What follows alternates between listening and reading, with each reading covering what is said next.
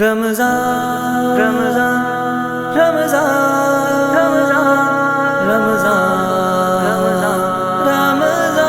رمضان الحمد لله رب العالمين الرحمن الرحيم مالك يوم الدين إياك نعبد وإياك نستعين والصلاة والسلام على سيدنا وشفيعنا وحبيبنا وسندنا ومولانا محمد وعلى آله وأصحابه أجمعين.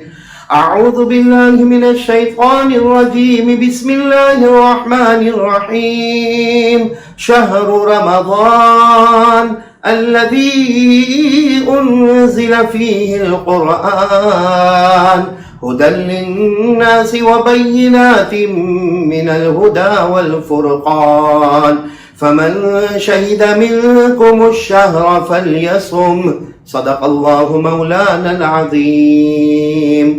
میرے محترم دوستوں اور بزرگوں اور ماؤں بہنوں بیٹیوں اور بچوں، میں قاری احمد علی پھر ایک مرتبہ آپ کے سامنے آیا ہوں، اس لیے کہ بس رمضان کا مہینہ آ رہا ہے، ہم سب مل کر خوشی کا اظہار کریں اور رمضان کے مبارک مہینے کا استقبال کریں.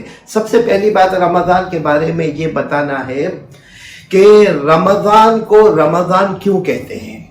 ہم لوگوں کے پاس یہ رمضان مہینہ نہ جانے کتنے سالوں سے ہم نے رمضان رمضان رمضان کا مہینہ آیا، لیکن رمضان کو رمضان کیوں کہتے ہیں؟ عربی گرامر کے اعتبار سے رمض یرمض کے معنی آتے ہیں کسی چیز کو جلانا، اور اتنا جلانا کہ راکھ ہو جائے اور پھر اس کو ہوا میں اڑا دینا. رمضان کے اصل معنی ہے کسی چیز کو جلانا، اس کو راکھ کرنا اور ہوا میں اڑانا.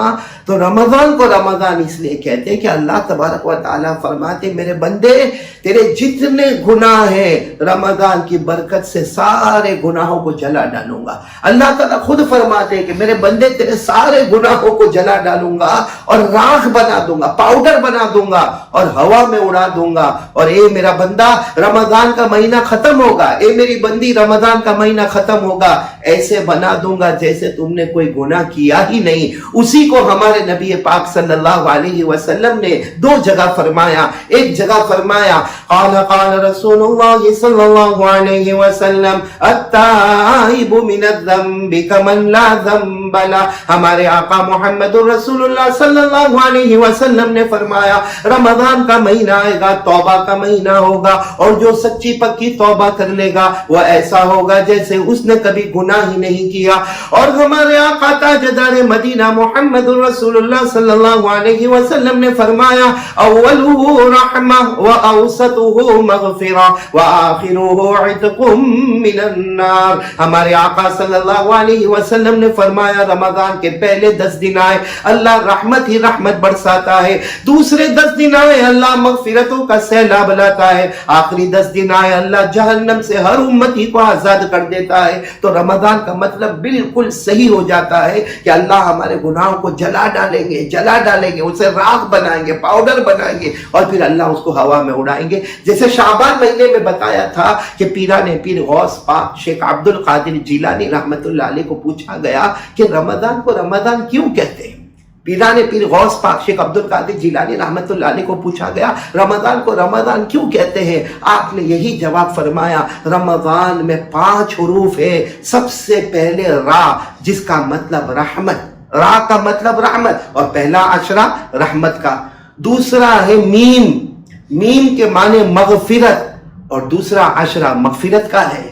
اور کہا اس کے بعد ہے ضاد، ضاد کے معنی اللہ ضمانت لیتا ہے. اور کیا ضمانت لیتا ہے کہ آخری عشرے میں میرے پیارے نبی آپ کے ہر امتی کو معاف کروں گا. تو رمضان میں را سے رحمت کا پتہ چلا، میم سے مغفرت کا پتہ چلا، ضاد سے اللہ کی ضمانت کا پتہ چلا، اور پھر الف، الف کے معنی الفت. یہاں میں ایک بات کہوں گا، الفت ایک ہے الفت اور ایک ہے محبت. دونوں میں بہت فرق ہے. رمضان میں ہم کو الفت والا کام کرنا. الفت کس کو کہتے ہیں اور محبت کس کو کہتے ہیں؟ بھائی محبت اس کو کہتے ہیں کہ کسی نے آپ کو ایک مٹھائی کا ڈبہ دے دیا، آپ نے اس کو مٹھائی کا ڈبہ دیا. کسی نے آپ کو کوئی پریزنٹ دے دیا، آپ نے اس کو پریزنٹ دے دیا. اس کو کہتے ہیں محبت. لیکن یہاں الف ہے، الف سے الفت ہے. الفت کے معنی جو تم سے دشمنی کرتا ہو، جو تم کو گالی دیتا ہو، جو تمہاری غیبت کرتا ہو، تمہیں معلوم ہے کہ یہ میرے ساتھ نفرت اور عداوت رکھتا ہے، آپ رمضان کے مہینے میں اس کے پاس جاؤ، جا کر کہو بھائی میرے کو معاف کر دینا، میرے کو معاف کر دے، آج تک تو نے مجھے نہیں ستایا، میں نے ہی تجھے ستایا، بس محبت کو عام کر دو، اس کا نام الفت ہے۔ محبت کو بڑھاتے جاؤ، بڑھاتے جاؤ، بڑھاتے جاؤ، اپنے دشمنوں سے، اپنے غیروں سے اتنی محبت کرو، اس کا نام الفت ہے۔ اور یہ مہینہ الفت کا ہے، 11 مہینے محبت کیے ہیں، 12ویں مہینے میں الفت پر آ جاؤ۔ اور اخیر میں نون ہے، نون جس کا مطلب نور خداوندی، یعنی کوئی رمضان کے مہینے میں پہلے عشرے میں رحمت والا کام کرا، دوسرے مہینے میں ایسے کام کیا کہ اللہ نے مغفرت کر دی، تیسرے عشرے میں اللہ نے جہنم سے آزادی کی ضمانت لے لی اور الفت اور محبت والا کام کیا، تو اللہ نون سے مطلب نور خداوندی، اللہ اپنے خاص نور سے اس کے دل کو ایمان سے منور کرے گا۔ اللہ تعالی ہم سب کے دلوں کو ایمان سے منور فرمائے۔ تو میری ماں بہنیں بیٹیاں، ایک بات اور بتاؤں، ابھی رمضان کا مہینہ آ رہا ہے، بہت سخت گرمی ہے، بہت سخت گرمی ہے، اور رمضان کا مہینہ آ رہا ہے، بہت سے لوگ بڑے الجھن میں آتے ہیں کہ یہ رمضان کا روزہ کیوں رکھنے کا اور اتنا ہارڈ ورک کیوں کرنے کا، اتنی تکلیف کیوں اٹھانے کا۔ اللہ تعالیٰ نے کتنے پیار سے تسلی دی، اللہ نے فرمایا اکیلے تم پر تھوڑی روزے فرض کیے، اگلی امتوں پر بھی ہم نے روزے فرض کیے تھے۔ اللہ نے فرمایا کتب علیکم الصیام کما کتب علی الذین من قبلکم، اللہ تبارک و تعالیٰ فرماتے میرے بندو تم پر روزے فرض کیے گئے، اگلی امتوں پر بھی ہم نے روزے فرض کیے۔ بلکہ میں آپ کو ایک بات بتاؤں، ایک واقعہ سناؤں کہ یہ رمضان ہمارے لیے اللہ نے بہت سہولت کر دی، اللہ نے بہت آسانی کر دی۔ اللہ نے خود فرمایا یرید اللہ بکم الیسر ولا یرید بکم العسر، اللہ فرماتے میں تمہارے لیے آسانی کرنا چاہتا ہوں۔ اتنی آسانی کر دی کہ اللہ نے روزے کے وقت کو شارٹ کر دیا، کم کر دیا۔ ورنہ آپ کو ایک بات بتاؤں کہ جب پہلی مرتبہ رمضان فرض ہوا، ہمارے آقا صلی اللہ علیہ وسلم مدینہ منورہ میں تھے، اور رمضان جب پہلی مرتبہ فرض ہوا تو روزے کا ٹائم کیا تھا؟ روزے کا ٹائم یہ تھا کہ پورے 24 گھنٹے روزے رکھنے کا، صرف افطار کا ٹائم تھا کہ مغرب کا وقت شروع ہو آدمی کو افطار کرنے کا، اور جب نیند آ گئی یعنی ہر آدمی سو گیا اس کا روزہ شروع ہو گیا، یعنی مغرب کے وقت افطار کرنے کا، اور افطار کرنے کے بعد جیسے مغرب پڑھ لی، عشاء پڑھ لی، آدمی سو گیا، جو سو گیا اس کا روزہ شروع ہو گیا۔ وہ تو ایسا ہوا کہ مدینہ پاک میں ایک صحابی، بہت غریب صحابی جن کا نام ہے حضرت قیس بن سرمہ، نام ہے حضرت قیس بن سرمہ رضی اللہ تعالیٰ عنہ۔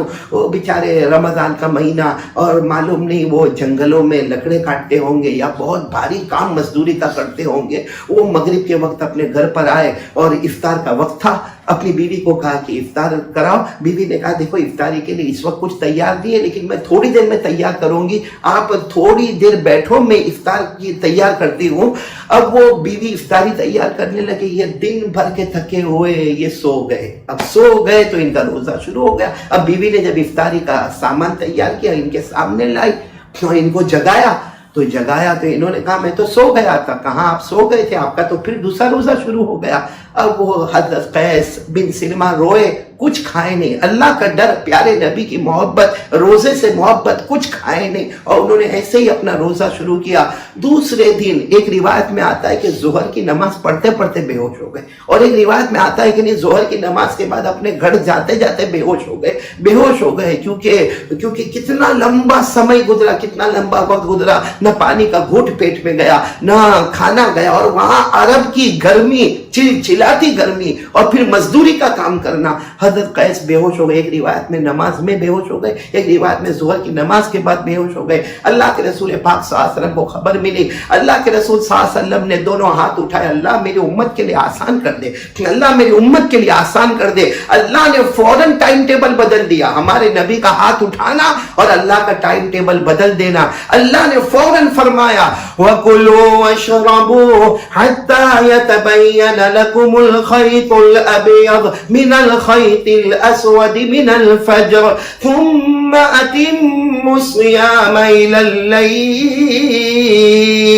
ابھی جو روزے کا ٹائم ہے، جو ہم صبح میں سحری کرتے اور مغرب کے وقت افطار کرتے، اللہ نے یہ ٹائم دے دیا اور کہا باقی پوری رات تم کھاؤ پیو یہاں تک کہ صبح سحری کا وقت ختم ہو، وہاں تک کھاتے رہو پیتے رہو. اللہ نے زیادہ وقت کھانے پینے کا دے دیا اور روزے کا وقت شارٹ کر لیا. یہ ایک صحابی کی قربانی. اور میں ایک مسئلہ بھی بتاتا چلوں کہ سحری میں جتنا دیر کرو، یہ ہمارے آقا صلی اللہ علیہ وسلم کی سنت ہے. ہاں سحری میں دیر کرو اور افطار میں جلدی کرو. کیوں؟ کوئی سوچے گا کہ مطلب یہ تو روزے کو جلدی لپیٹنا ہے، سحری دیر سے کرنا، افطار جلدی سے کرنا. ہاں کیونکہ بندہ بتانا چاہتا ہے اللہ میں زیادہ بھوکا نہیں رہ سکتا، اللہ میں زیادہ پیاسا نہیں رہ سکتا. اس میں عاجزی ہے، انکساری ہے، عبدیت ہے.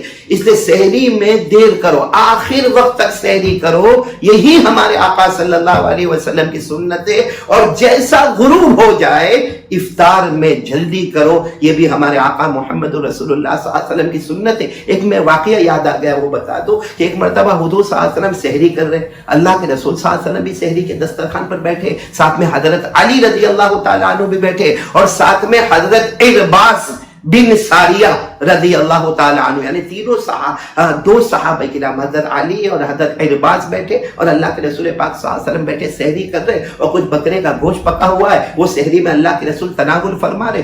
اتنے میں حضرت بلال رضی اللہ تعالیٰ عنہ آئے اور آ کر کہنے لگے اللہ کے رسول سحری کا وقت ختم ہو گیا، میں اذان دینے جا رہا ہوں، میں اذان دینے جا رہا ہوں، سحری کا وقت ختم ہو گیا. ہمارے آقا صلی اللہ علیہ وسلم نے کوئی توجہ نہیں دی.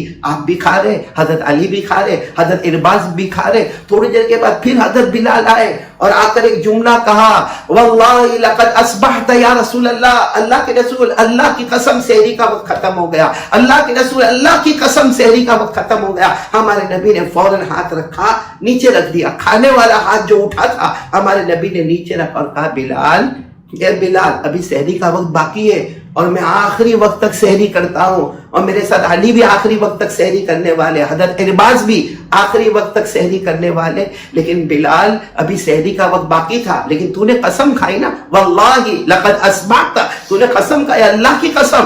بس اللہ کو تیرا یہ قسم کھانا اتنا اچھا لگا کہ میرے بلال نے زمین پر قسم کھائی ہے، اللہ نے سحری کا وقت اسی وقت ختم کر دیا. میرا ہاتھ میں لقمہ تھا، منہ میں جاتا، اس سے پہلے تیری قسم پر اللہ نے سحری کا وقت ختم کر دیا.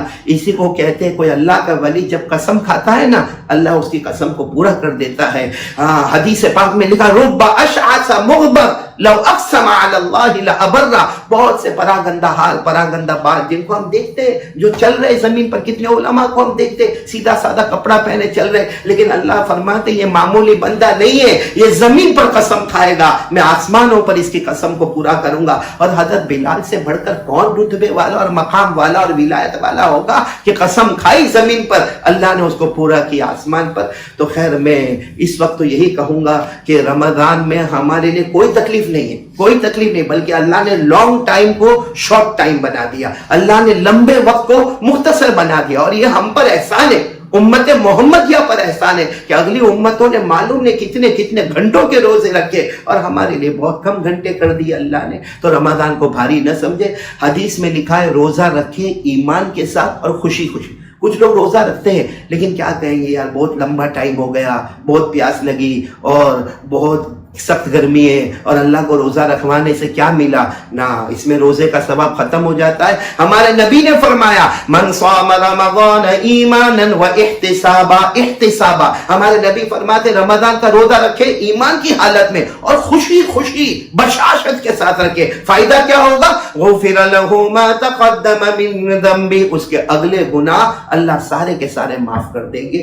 اور آپ کو معلوم ہوگا اس سے پہلے ہم نے رات کو سونے سے پہلے کیا کیا سنتوں پہ عمل کرنا وہ ہم نے بتایا تھا. 3 سنتیں بتائی تھی اور میں پھر ایک مرتبہ بتاؤں گا. رات میں جو بڑی بڑی سنتیں ہیں نا، دعا پڑھنا، وہ سب میں نہیں بتا رہا ہوں. میں وہ سنتیں بتا رہا ہوں جو اکثر امتیوں کو، ہماری ماؤں بہنوں بچوں کو خیال نہیں ہوتا. وہ 3 سنتیں بتا رہا ہوں. تو پہلے 3 سنتیں بتائی تھی، آج چوتھے نمبر کی سنت بتا رہا ہوں. جب رات کو بستر پر جاؤ، داہنی کروٹ سونے کا.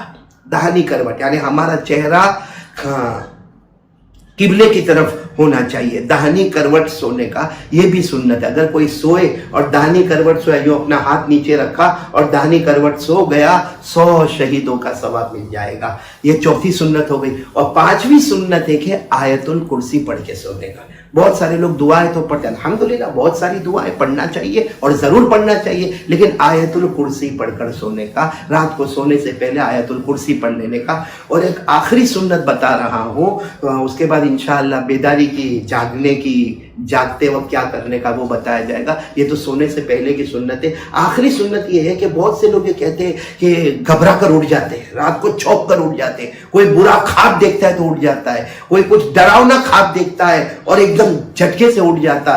تو سنت کیا ہے؟ اس وقت بھی ہمارے آقا صلی اللہ علیہ وسلم کا احسان ہے، ایسے وقت بھی سنت بتائی کہ اپنی بائیں طرف 3 مرتبہ تھتکارنے کا. تھتکارنے کا مطلب تھوکنا نہیں ہوتا، بلکہ اس طرح تھو تھو تھو، بائیں طرف یعنی اپنے الٹی طرف 3 مرتبہ تھو تھو تھو اس طرح کیا. اور 3 مرتبہ پڑھنے کا اعوذ باللہ من الشیطان الرجیم، اعوذ باللہ من الشیطان الرجیم، اعوذ باللہ من الشیطان الرجیم. پھر دائیں کروٹ سو جانے کا. تو اگر یہ 3 سنتوں پر عمل ہو گیا اور پہلی والی 3 سنتیں جو بتائی اس پر عمل ہو گیا، اور باقی سنتوں پر تو آپ عمل کرو گے. یہ جو سنتوں پر عمل ہو گیا یہ بالکل جو امت بھول گئی ہے وہ سنتیں ہیں. اور ہمارے آقا صلی اللہ علیہ وسلم نے فرمایا من احیا سنتی عند فساد امتی فلہ اجر 100 شہید، او کما قال رسول اللہ صلی اللہ علیہ وسلم. ہمارے آقا تاجدار مدینہ محمد رسول اللہ صلی اللہ علیہ وسلم نے فرمایا جس نے میرا وہ طریقہ زندہ کیا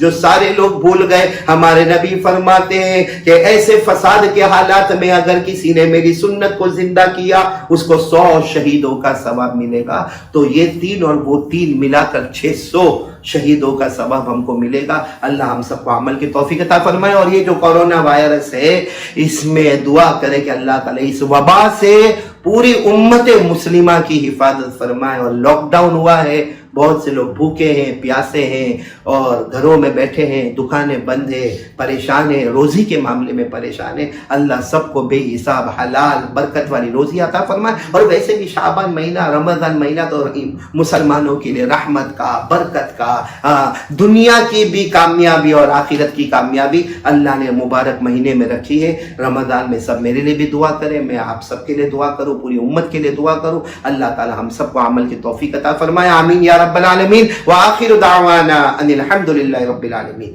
ہے ہند میں انوکھا مرکز تحفظ دی، یہ دی کا ترجمہ ہے مرکز تحفظ دی.